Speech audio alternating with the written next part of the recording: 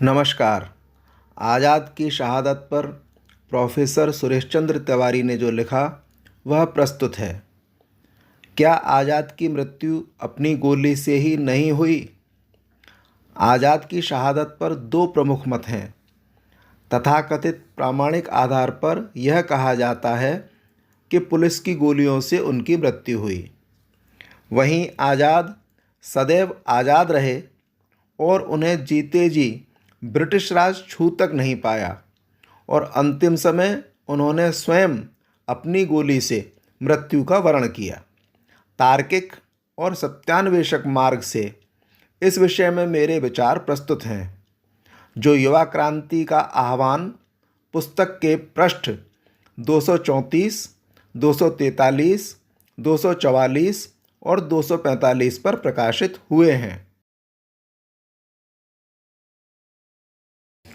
27 फरवरी 1931 को Alfred park, Allahabad में आज़ाद शहीद हुए।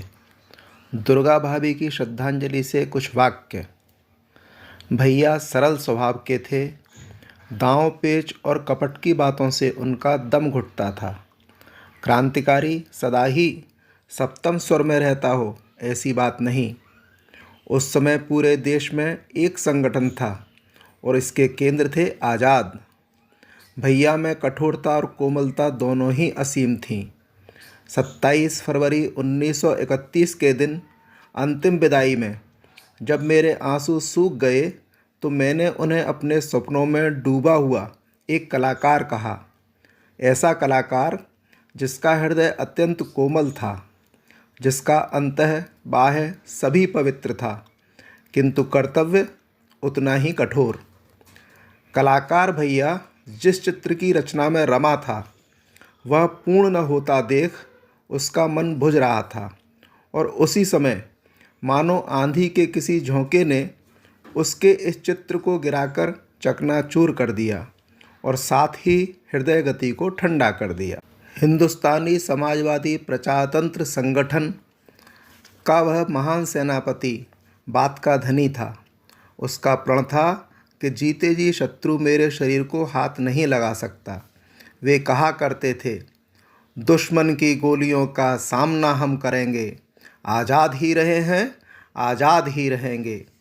अपनी इस वाणी को उन्होंने एक एक अक्षर सत्य कर दिखा दिया। हे अमर बलिदानी, तुझे शत शत प्रणाम। आज़ाद की शहादत के संबंध में दो विवादास्पद मुद्दे उठाए जाते हैं। एल्फ्रेड पार्क में आज़ाद की उपस्थिति और मीटिंग की जानकारी पुलिस गुप्तचर विभाग को कैसे मिली? वैशंपायन ने स्पष्ट उत्तर दिया है, वीरभद्र तिवारी ने विश्वासघात किया। मैं भी इस विवाद पर जो लिखा गया है उसे पढ़ने के बाद वैशंपायन के निष्कर्ष से पूरी तरह सहमत हूँ। दूसरा विवाद इस बात को लेकर है कि आज़ाद स्वयं गोली मारकर शहीद हुए या पुलिस की गोलियों से। आज़ाद के शरीर का पोस्टमार्टम दो मजिस्ट्रेटों कादरी तथा महेंद्र पाल की उपस्थिति में सिविल सर्जन टाउनसेंड ने किया था। डॉक्टरों के मतानुसार पोस्टमार्टम रिपोर्ट के आधार पर यह कहना गलत है कि आज़ाद ने अपने आप गोली मारी थी। इस नतीजे को मानना कई कारणों से ठीक नहीं लगता। पहला, आज़ाद के मृत शरीर को किसी को भी नहीं देखने दिया गया। जब शरीर लगभग पूरा जल चुका था तब उनके रिश्तेदार शिव विनायक मिश्र दाह संस्कार स्थल पर पहुंच पाए। दूसरा, सरकारी पुलिस आज़ाद से इतनी भयभीत थी कि आज़ाद के शरीर छोड़ने के बहुत देर बाद तक उनके शव के पास जाने की हिम्मत नहीं हुई। अंधाधुंध गोलियां बरसाते रहने के कारण आज़ाद को कई गोलियां लगी थीं। पोस्टमार्टम रिपोर्ट के अनुसार 2 गोलियां जानलेवा थीं, सिर के दाहिनी ओर और छाती में। डॉक्टरों का तर्क था कि यदि आज़ाद ने स्वयं गोली मारी होती तो वहां चमड़ी तथा बालों के जलने के निशान होते, पर वे नहीं थे। इसके विपरीत सिर के दाहिनी ओर गोली लगने का अर्थ है कि आज़ाद ने स्वयं गोली मारी थी। बाहरी निशानों का साक्ष्य केवल डॉक्टरों की बातों से नहीं माना जा सकता।